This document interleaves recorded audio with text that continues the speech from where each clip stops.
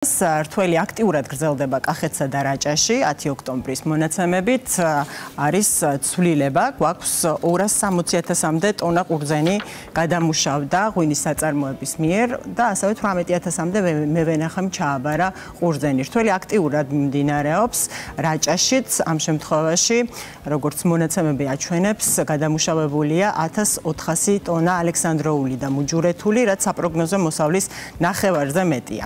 რაჭის რეგიონში სუბსიდირების პროგრამა ხორციელდება. სუბსიდიას კილოზე 4 ლარს მიიღებს ყველა ის კომპანია, რომელიც შეიძენს და გადაამუშავებს ხვანჭკარას მიკროზონაში მოწეულ არანაკლებ 3 ტონა ალექსანდროულისა და მუჯურეთულის ჯიშის ყურძენს და მევენახეს არანაკლებ 8 ლარს გადაუხდის.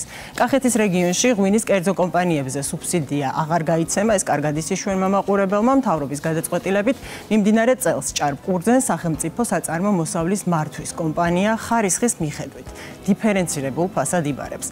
საფერავის ჯიშის ყურძენს ლარნახევლად, რაც სხვა საღვინე ჯიშებს კი ლარ და 20 თეთრად, არაკონდიციურ და დაზიანებულ ან დაავადებულ ყურძენს კი 1 ლარად.